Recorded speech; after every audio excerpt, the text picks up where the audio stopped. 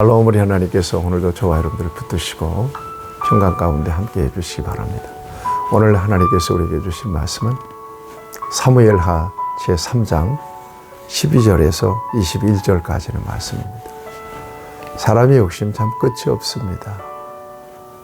하여튼 망할 때까지 욕심을 부리니까요.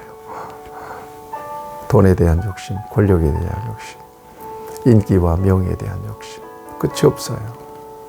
욕심으로 말하면 정말 인간이 짐승만 못해요. 짐승들은 더 이상 배부르면 욕심 안 부립니다. 그러나 인간은 터질 때, 배가 터질 때까지 먹어요. 여러분, 이 같은 인간의 그 욕망을 믿음으로 제어하고 자족하는 마음을 갖는 것은 너무나 중요하죠.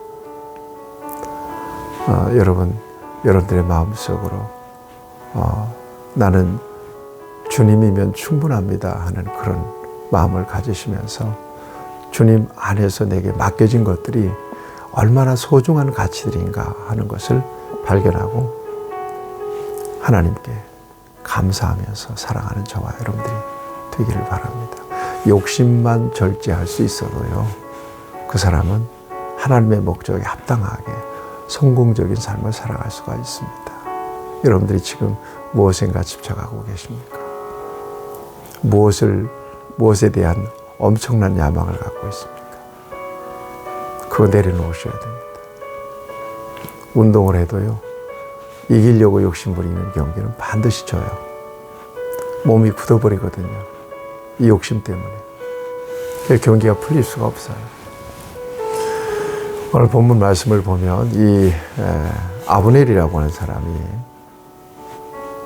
이스라엘 나라를 다윗에게 넘겨주기로 맹세를 해버려요. 이스보셋이 자기를 책망했다는 거죠. 기분 나빠. 내가 유다의 개머리냐? 뭐 그러면서 막 이스보셋과 다툼을 하잖아요.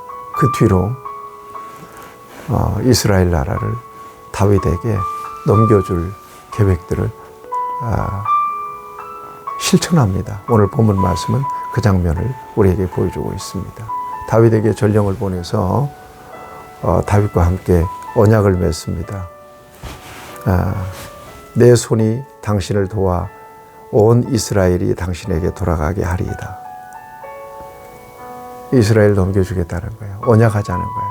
그래서 다윗이 이것을 좋게 여깁니다. 대신에 사울의 딸 미갈을 보내라. 미갈과 함께 와야 된다. 미갈 얼굴 보기 전에는 내가 네 얼굴을 보지 못하리라. 그래요. 미갈이 누굽니까? 사울이 다윗에게 블레셋 사람의 표피 100개를 요구하잖아요. 그래서 위험을 무릅쓰고 블레셋 진영에 들어가서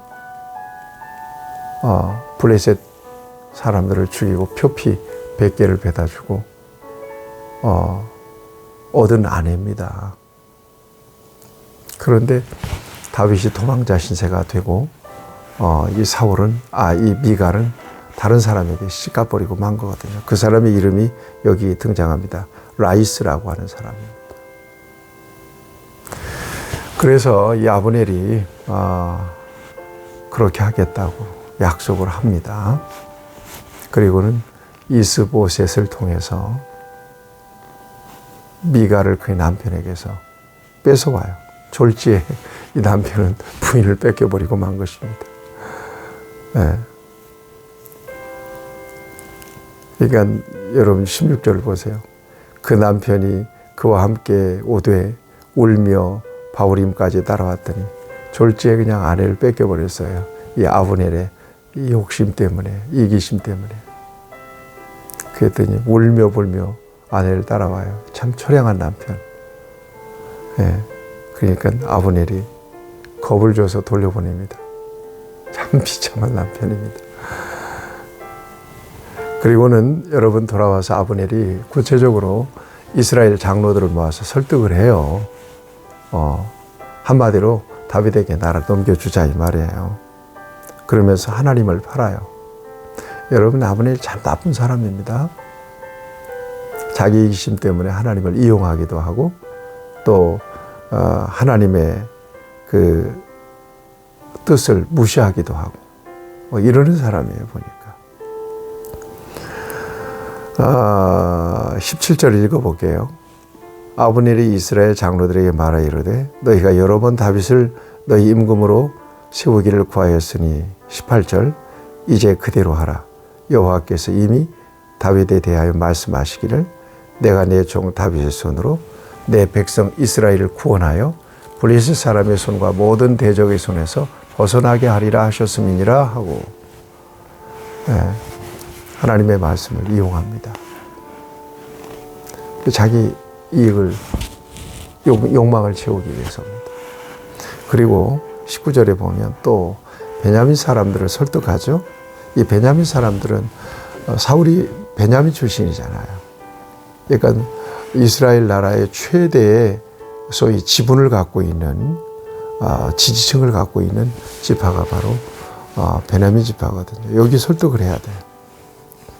베냐민 19절 보세요. 아브넬이 또 베냐민 사람의 귀에 말하고 아브넬이 이스라엘과 베냐민의 온 집이 선하게 여기는 모든 것을 다윗의 귀에 말하려고 헤브론으로 가니라 그랬어요.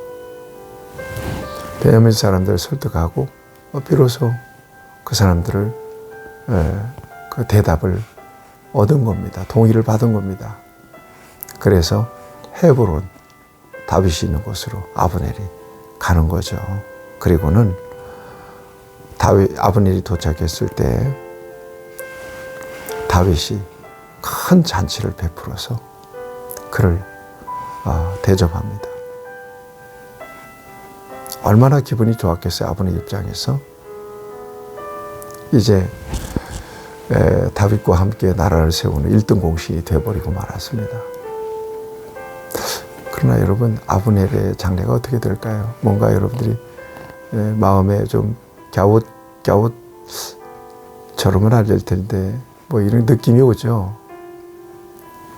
여러분 21절을 보세요. 아브넬이 얼마나 교만한지 나라를 자기가 세우는 줄 알아요.